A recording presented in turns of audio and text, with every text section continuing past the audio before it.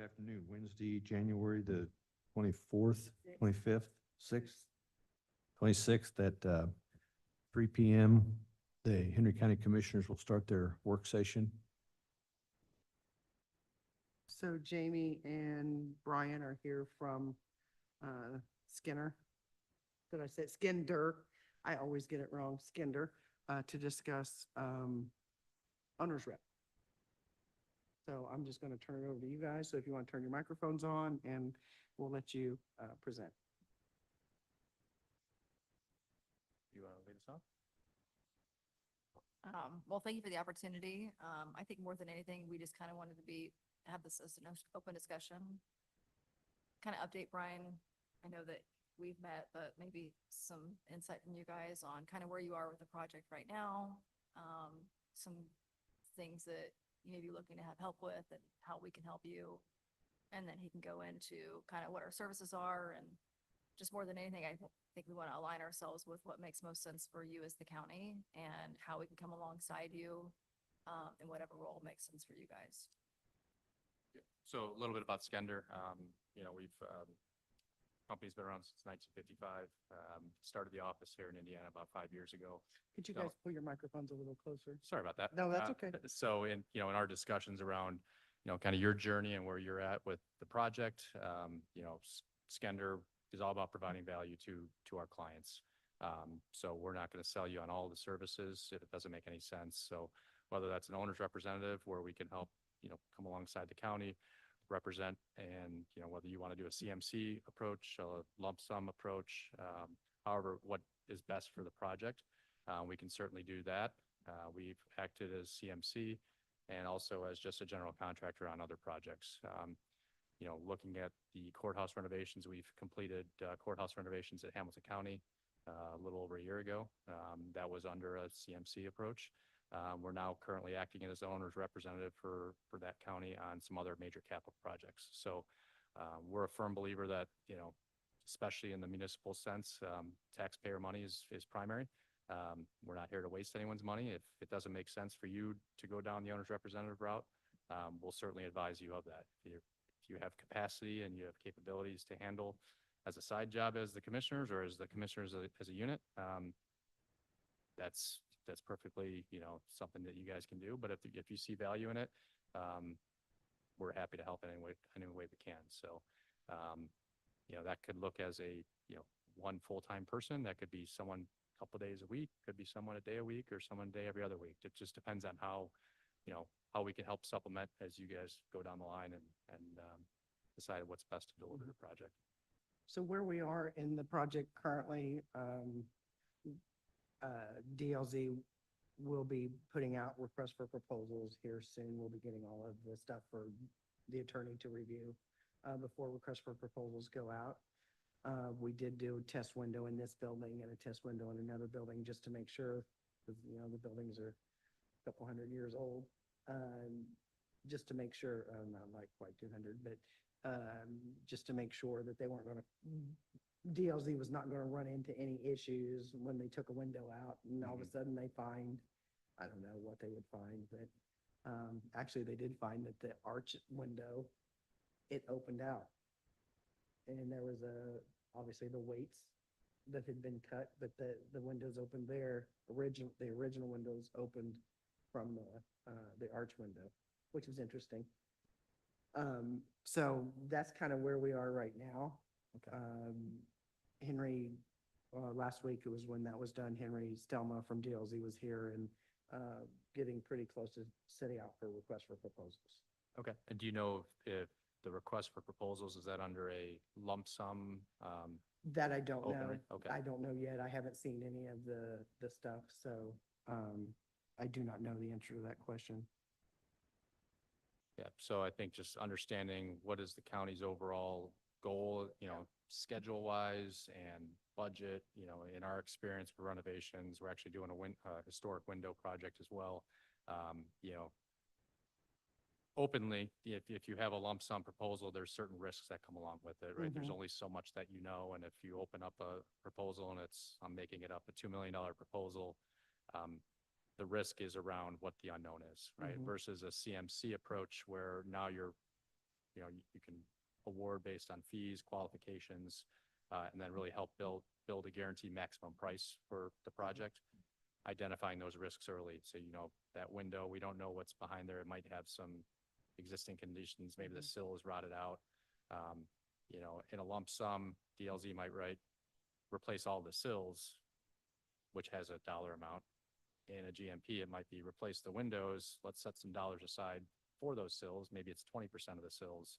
And now you've got some dollars that you can utilize elsewhere versus it all being spent unnecessarily. So there's some pros and cons to the approach, but understanding the schedule, expectations, what's the RFP, what does that look like? I think as we talked, where we could help kind of come alongside DLZ, we're actually working with them on a few of those other projects, come alongside them, help shape that RFP, make sure all the requirements are in there, building and allowances so that there's no surprises later.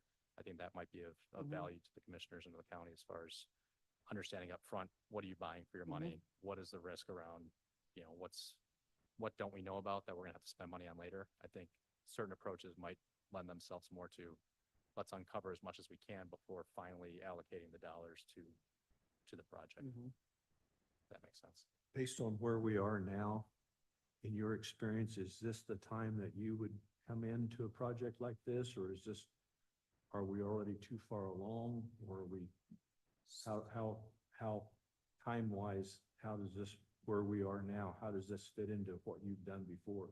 So on the owner's representative side, the benefit is that you have not hired a contractor, right? You aren't even out on the street with an RFP. So I think determining the delivery type, you haven't made that determination, this is probably the right time. It's certainly not too late. It could be earlier where it'd be brought on along with DLZ as they helped, kind of determine scope and start to talk about dollars. My understanding is that there's already been somewhat of a budget range established. Without vetting how they came up with that budget range, it's like, that would be if you brought someone on earlier, there'd be value in saying, well, what is $2 million in your mind, right? Because there's a wide range, especially in the local market, frankly, on what the dollar gets. So it's certainly not too late. It could have been earlier, but I don't think We're not too far down the path. no, definitely not. Do you guys understand, have you guys ever hired an owner's representative before? We have not. When we built the jail, I remember originally when they were discussing the plans, and I don't know if Steve or Joe, if you recall any of this, at the early stages, they were talking about doing an owner's rep, and the council and the commissioners at the time decided against it. So during the building of the jail, we had weekly or every 2-week meetings. And we sat there for several hours every 2 weeks going over everything. And there were some times that we were having to make decisions or find out information and stuff that we weren't necessarily qualified to do. I mean, they walked us through it and helped us through that. There was an issue with the lift station. Commissioner Tarantino was tasked with gathering all the information and taking care of getting whatever needed to be done to get that lift station corrected. And of course, he's not a wastewater guy, it went well. Elevatus and Wygan were great to work with. They walked us through every step of the way. I'm not saying that we absolutely needed to have an owner's rep. It would have been nice to kind of understand some things. Because again, now Steve's been in construction for a long time. So he understands a lot of those things. Me being in IT, I understand processes, so I get the processes of constructing and how things have to take place. But some of the things were, I had to rely on others, quite frankly, because that's out of my scope. Makes sense. So, no, a long way to answer your question of no, we have not ever hired an owner's rep. And I think that's why we're interested in entertaining the idea of looking at this to make the project run smoother.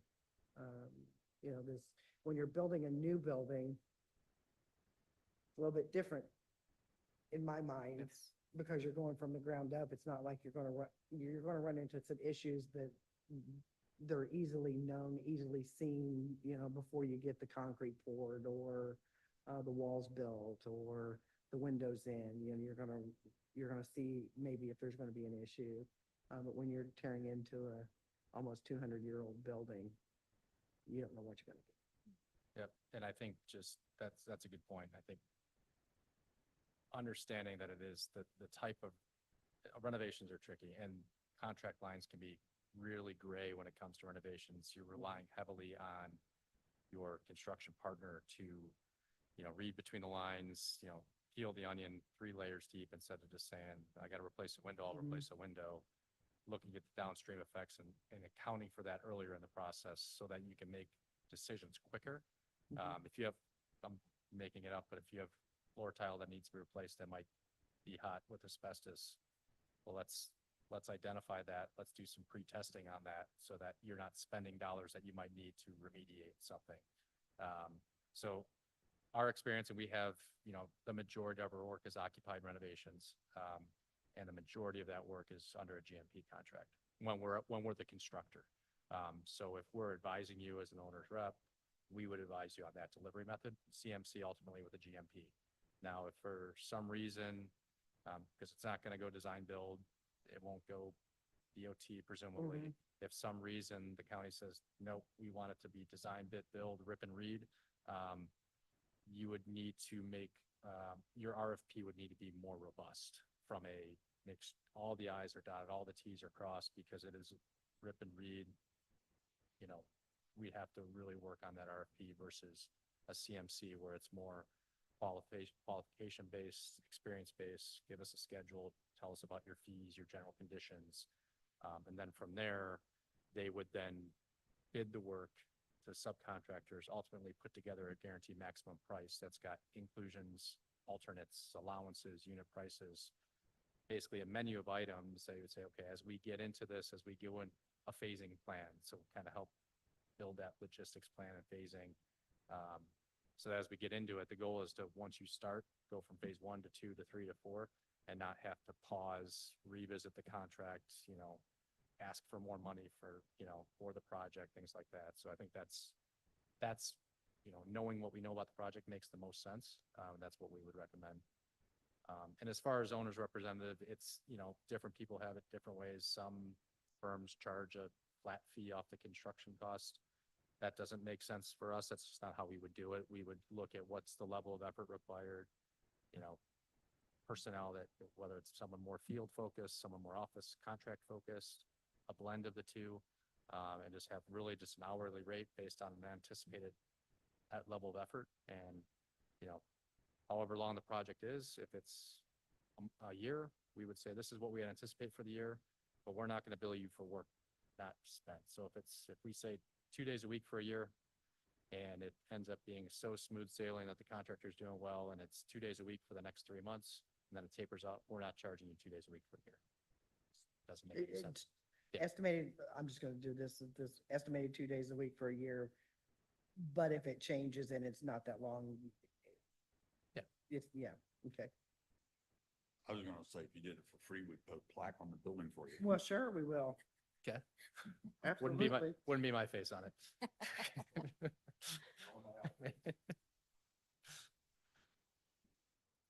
Sorry, client texted me. No problem.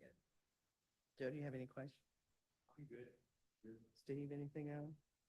So I guess next steps would be, obviously this is a work session, which means we can't vote or do anything, and Yep. we have nothing to vote on. I guess next steps would be to put in a written proposal. Now, would you need to have the scope of work that we have for DLZ? I think anything from DLZ, and I think probably a conversation with DLZ, and then getting a better understanding of what schedule have they put together, what work are the documents, design development set? Are they a full bid permit set?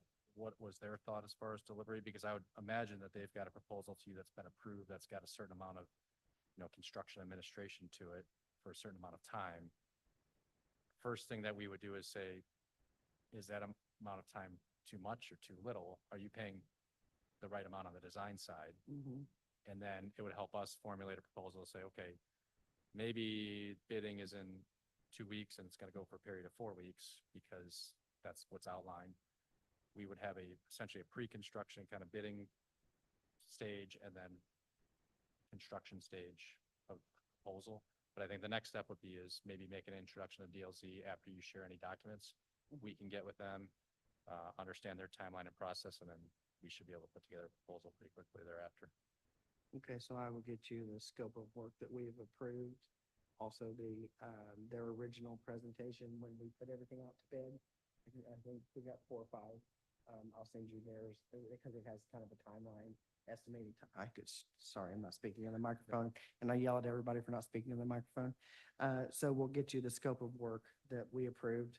And then the original plan that we received when we put out our request for proposal. And then we can make the introductions to, I don't know if you've worked with Henry Stelma. He is the, We've not worked with Henry. We've worked with Eric, Eric. I believe. Eric? yeah. Yep. Eric is on the project, but Henry has been our main point out here. But we can make those introductions as well. Would you prefer those to be emailed to you, the That'd be scope of great, work and yeah. everything? Okay. And I can get I know I have Jamie's email. I don't know Brian that I have. There we go, cards. And then we can kind of go from there and see where we are. You got a deal?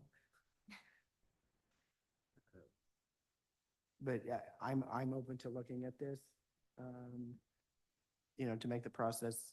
Look, right now, the process has been pretty painless. Henry and DLZ has been pretty good. Not pretty good. I don't mean pretty good. They've been really and good to work with. But of course, we're not into the nuts and the bolts and they will continue to be really good to work with. Yeah, I think that we're at a point that we need to at least discuss it and make sure we have the funds to do so. And Steve, you look like are you thinking to say something or just thinking and listening to me ramble? Okay, okay, that's what I thought. That's what I thought, listening to me. I ramble a lot, Well- talk a lot. I do most of the talking. These two don't talk a whole lot. All right. Well, thank you. I'll stop talking so you can pick it up if you need to. You're good? Okay. All right. Well, we appreciate you guys bringing us in and consideration and Yeah. look forward to carrying the conversation forward. All right. And Perfect. I'll Thank get you the for stuff. coming over and taking the time, and we appreciate it.